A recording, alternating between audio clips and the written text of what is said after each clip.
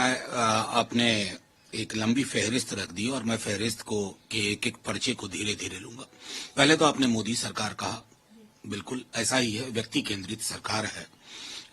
ये एनडीए सरकार नहीं है, बीजेपी सरकार नहीं है, मोदी सरकार है।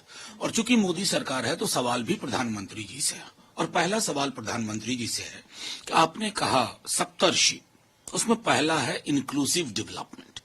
पूरे बजट में मैंने पूरे सुना, पहले तो 1 घंटा 28 मिनट माननीय वित्त मंत्री साहिबा को, फिर कागज के पन्ने सफे पलटे, कहीं मुझको ब्लूप्रिंट नहीं दिखा। वो जो 5-7 लाख वाली कहानी जो मीडिया में मिडिल क्लास के लिए दी जा रही है, उसको भी रियल टाइम में अगर आप देखेंगे तो आपको लगेगा कि लोगों के हाथ में शून्य हासिल हुआ। तीसरी महत्वपूर्ण चीज है कि डायरेक्ट टैक्सेस से ज्यादा इनडायरेक्ट टैक्सेस से लोग परेशान हैं। अलग अलग चीजों पर अगर आप देखें, क्या इनडायरेक्ट टैक्सेस में ऐसा इंटरवेंशन हो सकता था कि लोगों को रिलीफ मिले?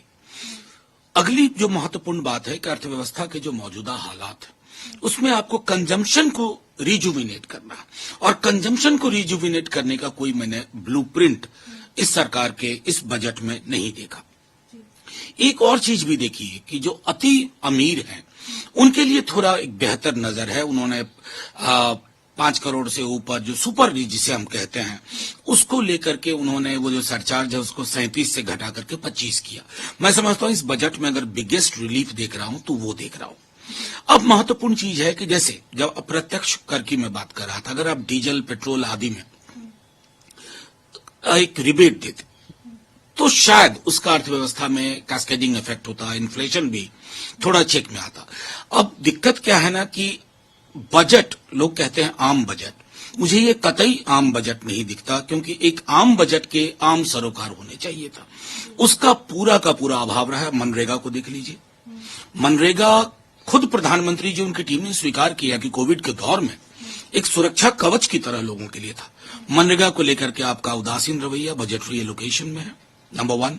नंबर 2 एजुकेशन को लेकर के, नंबर 3 हेल्थ को लेकर के सब्सटैंशियल टर्म में अगर आप देखें। और सबसे बड़ी चिंता की बात मुझको लगती है, अगर मैं बीते 4 वर्षों को 5 वर्षों को देखता हूं तो बजटरी एस्टिमेट और रिवाइज्ड एस्टिमेट की जो यात्रा होती है ना, उसमें भी बहुत सारे यात्रा के क्षण होते हैं। देखिए, मैं सीधे तौर पर रेलवे को लेकर के अभी तो एक जिसको कहते हैं ना हवाई दृष्टिकोण से बात की गई है। रेलवे सिर्फ एक एंटिटी नहीं है, एक सामाजिक सरोकार की चीज है। कई सारे प्रोजेक्ट अभी तक पेंडिंग हैं।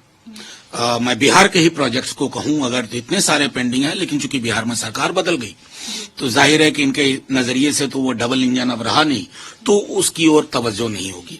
सबसे महत्वपूर्ण चैलेंज जो आज के दिन में मैं आपसे पूछूं, मीडिया के साथियों से पूछूं, देश से पूछूं कि क्या सबसे बड़ी दिक्कत है, आप कहेंगे बेरोजगारी। बेरोजगारी को लेकर के ये सरकार 2 करोड़ प्रतिवर्ष के रोजगार की गारंटी पे आई थी, वादे पे आई थी। 18 करोड़ हो चुके हैं 9 वर्षों में। छोड़िए 18 करोड़ आपको माफ किया, 18 लाख का तो कम से कम एक ब्लूप्रिंट होना चाहिए था, जिसका अभाव दिखा। इसलिए मैं कह रहा हूं कि ये बजट हर दृष्टिकोण से अगर हम देखें तो ये स्पष्ट मैसेज देता है कि इस बजट का हिंदुस्तान की जमीनी हकीकत से कोई ताल्लुक